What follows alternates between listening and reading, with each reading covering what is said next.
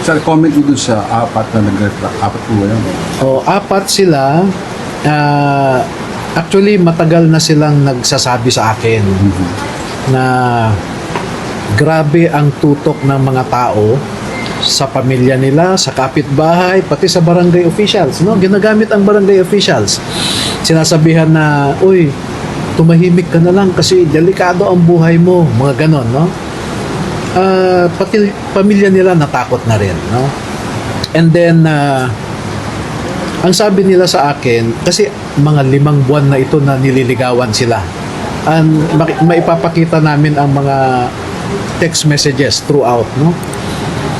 Pati voice recording, no? Conversation, kompleto yan, na umabot sa una 5 million ang offer, naging 8 million, naging 10, hanggang umabot na nga ng 25 million. Kaya siguro medyo nakaisip din sila na wala na nga silang kaso, mawawala yung mga pananakot sa kanila, at meron pa silang pera. No? So, nagpaalam naman sila sa akin. Sabi ko, sige, pag-isipan nyo lang mabuti. Ang umpisa ng kalbaryo ninyo, kako, ay kung kantsawan na kayo ng kapitbahay nyo. Na, uy, paldo ka naman, mag-blow out ka naman dyan. No? At baka pati anak nyo kakantsawan na ng mga barkada nila na yung tatay nila ay ganito, ganyan. No? Yun ang advice ko sa kanila. Anong reaction nila, sir, nung pagbaliktad nyo ng apat na ito? Nung 10? Well, of course, na-disappoint sila, no?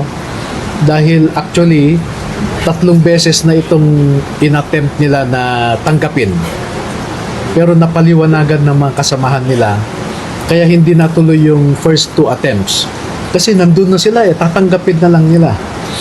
Pero itong huli, siyempre aggressive na yung mga nasasaktan. So hindi na rin sila nakaiwas, no? Kasi inimbitahan lang sila sa isang lugar. So siguro hindi na rin sila nakaalis, na-offeran na rin. So Paano pag bumalik ulit sila sa inyo, sir? Tatanggapin niyo pa ba? O ano? well, wala May na rin, ganun bang ganun?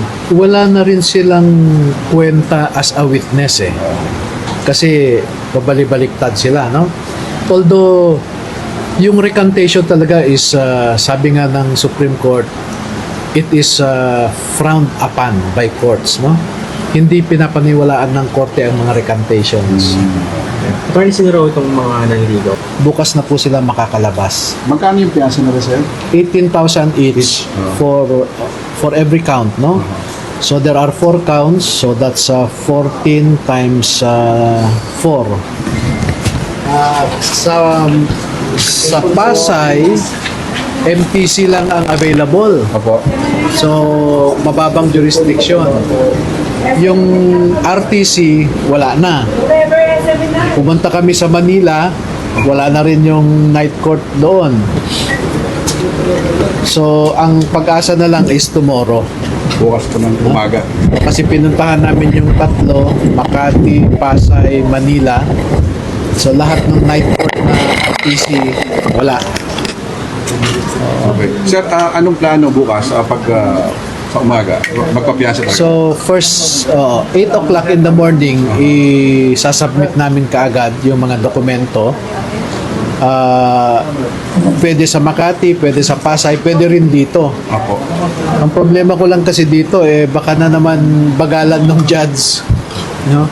Nagka-problema kayo kanina, sir, dito pag high ng piyansa? Oo, kasi nung nalaman namin na may warrant of arrest kami sa Caloocan. So, 2 gabi kami sa bahay kasama namin itong mga sundalo na nag-prepare na kami ng lahat ng requirements. So, pare-parehong set yan. Pagpunta na court of that branch was very helpful. Siya pa ang nag-follow up at nag-request siya na bilisan ng OCC yung processing. 2 oras lang kami, tapos na po, no? And dito sa Las Piñas, the same set of documents na nakabase lahat naman yung requirements sa rules of court, nung sinubmit namin dito, ang dami nang hinahanap na nawawala daw. Bakit kami pumasa sa Caloocan, San Juan, Muntinlupa? Ibang rules of court ba ang applicable dito sa Las Piñas? Katulad nun, nag-voluntary surrender sila sa korte mismo. hinahanapan ng certificate of detention. Contradictory yun eh.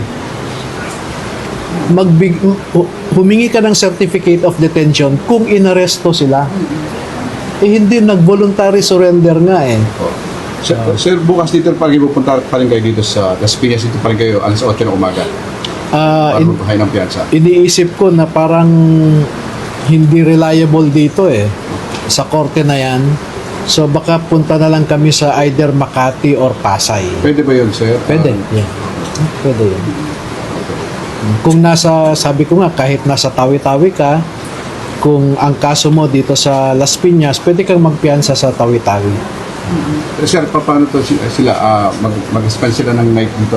Sasabihin nyo ngayon, sir. Oo, yun na ang resulta nito. Bukas na po sila makakalabas. Magkano yung piyansa nila, sir? 18,000 each for every count, no? So there are 4 counts, so that's 14 times 4 lahat times 18,000. May message po ba kayo, sir, na gusto sabihin sa ating kababayan? Okay, sa ngayon, no, yung una naming pinansahan sa Caloocan at sa San Juan, no? Marami tayong kababayan na nag-contribute, no? May nagpadala ng 1,000 galing sa isang merong talipapa sa Cebu at saka dito sa Manila. 1,000. Meron ding OFW na nagpadala ng 30,000. Mga ganon, no? So marami, may mga 5,000, etc. So nakaipon kami. Nakita yan ng mga sundalo natin. So nakapagpiyansa sila ng it's about 140,000 in San Juan, no? Sa Caloocan naman mga 679,000 ganun. So salamat po sa ating mga kababayan na nagbigay ng tulong. Last na lang, sir, kanina lumabas sila pa medical, sir, wala mong problema sa kanilang kalusugan yun. Wala naman, no? Okay naman. Alright, sir. Thank you po. Attorney, ano oras po yung mga schedule na tomorrow? 8 o'clock. 8 o'clock, simula na po yun. Ano pong gagawin niyo tomorrow?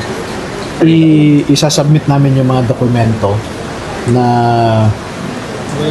yung required talaga na set of documents, no? Meron kang barangay certificate that you are a resident of that barangay, may sketch ang bahay mo, may na dapat pirmado ng barangay captain, no? So yun lang.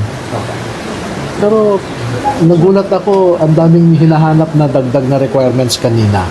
So Attorney, dito po, iliwanagin lang po natin, dito sa warrant na inilabas po sa Las Piñas Court, hindi na po kayo isinali. Pero isinali po kayo sa pag-file nila Villanos. Ganun po ba?